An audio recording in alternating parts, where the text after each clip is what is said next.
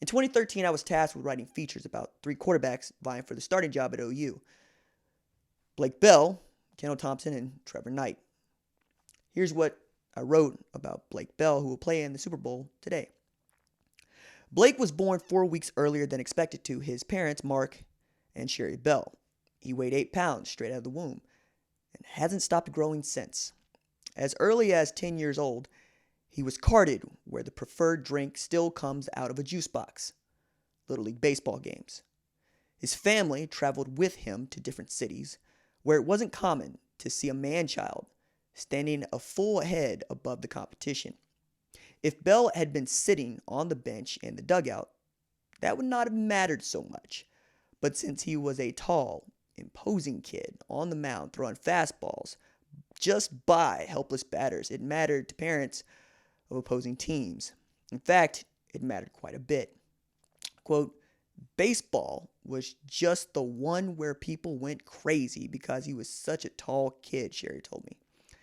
He was a strong pitcher for his age, and I think it upset people that he had such a strong arm.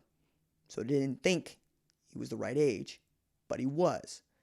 We used to travel for baseball when he was little. I used to carry his birth certificate in my purse because people would be hollering, "He's not 10! He's not 12!" It's like, yes, he is. Here's his birth certificate, end quote. A few years later, well after Bell had given up baseball to work toward becoming an elite quarterback, the Detroit Tigers took him with the 1,303rd overall pick in the Major League Baseball draft in 2010. Bell hadn't thrown a baseball in earnest since 2008. But even if Bell played baseball during his senior year out of high school, it wouldn't have swayed his decision to play football at Oklahoma. Quote, as a young child, his dream was to play at the University of Oklahoma, said Bell's uncle, Mike Bell. When they offered, it was a dream come true. He's doing what he wants to do, end quote. Looking back, it seems Bell was always going to play football. The sport is in his DNA. Mark and Mike, who are twins, both played at Colorado State in the late 70s. Mark was the 102nd pick in the 4th round of the 1979 NFL Draft. He played on both sides of the ball as a professional and spent 5 seasons in the league with the Seattle Seahawks from 79 to 82, and the Baltimore Colts in 83, and the Indianapolis Colts in 84. But if Mark was good, Mike was great. Mike was selected as a consensus first-team All-American in 1978 and became the number 2 overall pick in the 79 draft. Men selected after Mike in the draft include Dan Hampton, Kellen Winslow, Phil Simms, and Joe Montana. Mike played 11 years in the league, all with the Kansas City Chiefs, and accounted for 13 and a half sacks in 1984 in only 15 games. As a pro defensive end, Mark and Mike were tall, 6'5", but Mike was bigger at 255 pounds. As a junior in college, Bell is already 6'6" and nearly 25 pounds heavier than at 266 than his father or uncle were as pros. Mark believes Bell's frame would allow Bell to play almost any position on the field. Quote, you know, when I was playing, they didn't make quarterbacks that big, Mark said. He's got a perfect tight end body on him for the NFL. I mean, he's got that kind of body. It's amazing how big he is for a quarterback. Mark was among more than 85,000 at Memorial Stadium to see that big body put to use on a day the Sooners needed it most, on November 24, 2012, against Oklahoma State. Bell was brought in to perform the task he's become known for at Oklahoma: short yardage battering ram. With his height, weight, and familiarity with taking the snap from under the center, he was built for the job. They didn't take the pressure off him to perform, though. Bell had received the bulk of his playing time at OU when the offense had sputtered, approaching the first down marker on 3rd and 4th downs. But none like this. Down 45-38 with 4 seconds left on the clock and the ball on the Oklahoma State 4-yard line, Bell was asked again to find a way to move the ball 3 feet forward. 3 feet separated Oklahoma from losing its in-state rivalry to back-to-back years. It seems like I can see that play in slow motion, Mark said. Some guy penetrated at the line and almost got to Bell's leg. I knew when he got past the first level, I knew then that nobody was going to stop him. That's just Blake's will.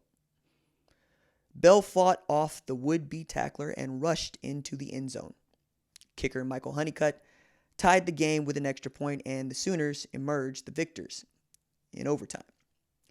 His surge forward was a small part to play, but it was also a microcosm of the kind of quarterback he'd been since high school. There's a play on YouTube that best demonstrates the kind of athlete Blake Bell is and the kind of quarterback he could be in 2013.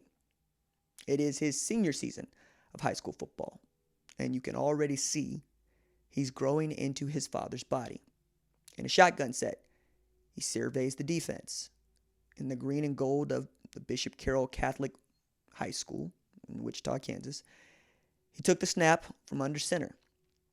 The running back, his only protection from the oncoming rush, sprinted out into a flare route. The offensive line is beaten so quickly by a four-man rush that Bell doesn't even have time to finish his drop before defenders snatch the handfuls of his jersey, forcing him into survival mode. While sprinting backward, he evades one player and shrugs off another. Then, back at his own 10-yard line, 20 yards from the line of scrimmage, he plants his right foot, starts rolling back to his right with the defenders on his heels. Nearing the sideline at the Bishop Carroll 15-yard line, he planted his right foot again and unleashed a pass that traveled 38 yards downfield like a boulder out of a catapult. The ball threaded through two boys in the secondary and into the hands of a Bishop Carroll wide receiver who fell down just past the 50-yard line. For most quarterbacks, that play would have resulted in a 20-yard loss, but not Blake Bell. Coming out of the womb, he hasn't stopped growing. As early as 10 years old, yeah, man, you know the story. But that's what makes this so much fun, is Blake Bell was supposed to be a quarterback. We know that Trevor Knight ended up winning the Sugar Bowl for Oklahoma and against Alabama. And we know that Blake Bell tried desperately to make it work in the league at a position that, well, he was built to play, but didn't always think he was going to play. Early on, Joe John Finley was helping him understand what it meant to play that position. And now he is one of several with Oklahoma ties who will be playing in Super Bowl 54.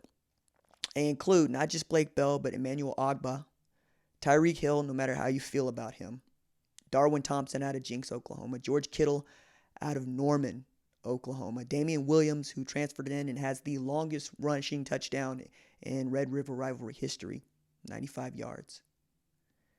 We know James Winchester, came out of Washington to walk on at Oklahoma and has been in the league as a long snapper since 2015.